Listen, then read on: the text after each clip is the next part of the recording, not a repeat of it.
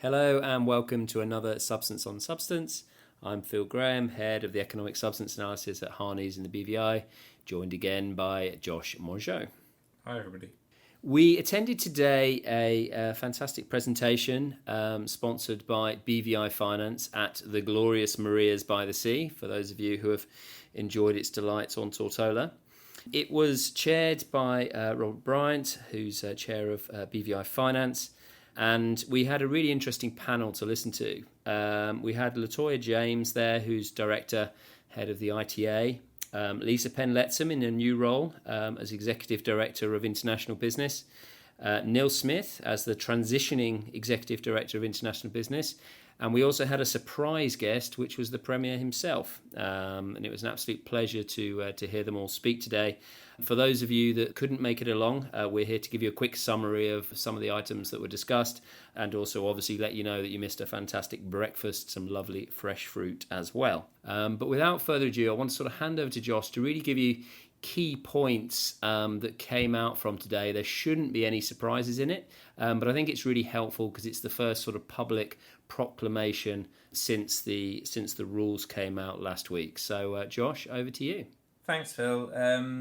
It was a really useful session. It was quite action-packed, and it was a very packed house at Maria's. The focus was on the final rules, obviously, which have been published, and to explain where the changes came from between the code from April and the final version, and then also to kind of give a roadmap to industry of what to expect coming down the line towards the end of this year. The first point to note is there will be a version 2 of the rules with some amendments. We're not expecting these to be truly seismic or to displace people's classifications, but there will be some information in there around amendments to the companies and partnership laws in the BVI. We expect to do with the striking off regime and some other kind of consequential changes that flow from how the economic substance regime works. That version 2 of the rules, we've been told, is going to need to be approved by the European Union as well, so it's possible we'll see some comments there. There is an amendment number 3 to the beneficial ownership and secure search system legislation, which is going through the House of Assembly, we think, which is the 17th of October. That should be passed very quickly, and it's effectively to bring the BOS legislation into line with what we're already seeing in the rules. So it's a very technical change and not something really to excite most people listening to this podcast. That will then make sure that the legislation matches what we're seeing in the final rules. More interestingly, the ITA has confirmed our position that we've consistently been putting out in these presentations, that every legal entity, as that's defined under legislation, is going to have to state whether or not it carries on any relevant activities, and if so, which ones, or make a nil return, effectively saying, no, I don't do anything, even if it is then going to go on to claim tax non-residents. That's for various reasons. There are some of the rules, for example, around tax residents that can't work mechanically unless you ask the questions in that way. That's actually helpful clarification from a system design perspective for people listening in the BVI, like registered agents, and it also confirms our expectation that we think that's a filing a company or entity is going to have to make every year to effectively make the data that's ultimately being presented back to the tax authorities more robust, and make sure that people have thought about this on an ongoing basis.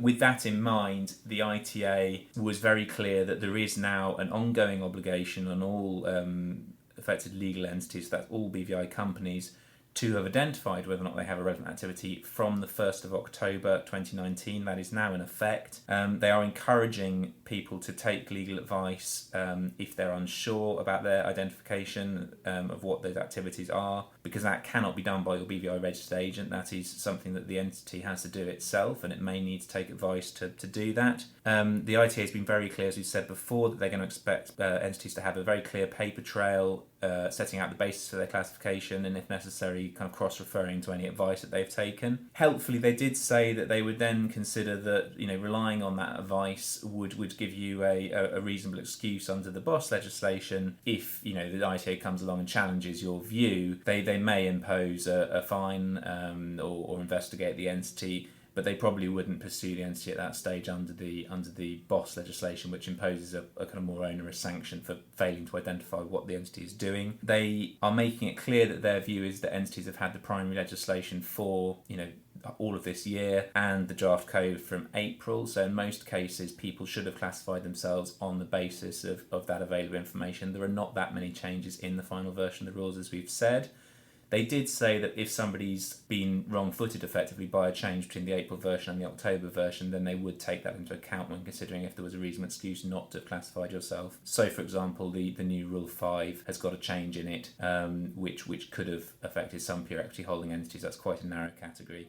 So that was all helpful clarification and effectively reinforced what we've been saying previously. Phil, I'm going to hand back to you because we've been told we do expect some more kind of industry communication around collective investment vehicles and funds generally. Absolutely, yeah. I mean, there are ongoing conversations around that. As I think most people know, the BVI is currently on a grey list because it is waiting further instructions on CIVs, on collective investment vehicles.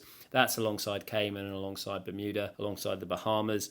I'm very aware, as chair of the Investment Funds Association, that both public and private sector are beavering away on what that will look like and what that will mean. I very much expect to be able to provide an update on the funds world later on this year. For the moment, when looking at classifications of funds, please do speak to us. Very happy to have those conversations.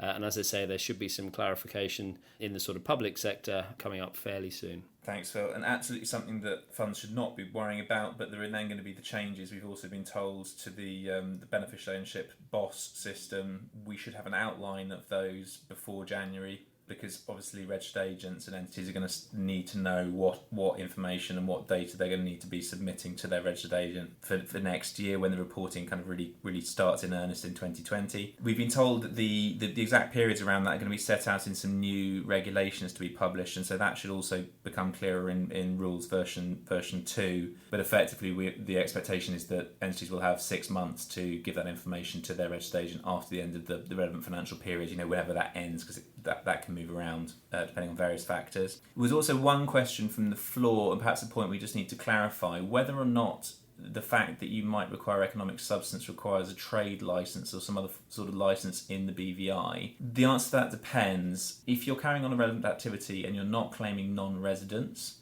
then you are either a pure equity holding entity, in which case the answer is probably no, because you're just going to be relying on your registered agent and your registered office provider in many cases. That does not require a trade licence of itself, because those entities, your RA or RO provider, should already be licensed appropriately. Again, if you have BVI professional directors, those should be persons employed by a licensee already. Conversely, if you are one of the other types of relevant activity and you're actually going to need to have boots on the ground effectively in the BVI, then that will require some form of license. If you're a banking business, an insurance business, or a fund management business, then you should already have a license under the financial services legislation that applies to you. If you're one of the other types and you're going to be bringing people into the BVI, that's great, but you will need a trade licence and work permits. And the key message from Premier Thoy was that the BVI Government is effectively standing ready to help you with that. The Labour and Immigration departments will be lined up basically to make that process as smooth and efficient as possible. There was also some helpful guidance on liquidations, so entities which were in liquidation and what exactly their compliance and reporting obligations look like. But I think we're going to do a different session on that to get into that in more detail. Absolutely. I mean, that was a particular hot topic in and around liquidations and striking off and other aspects around that. So we'll hopefully touch on that next week. But for now, thanks very much. Thanks very much, everyone.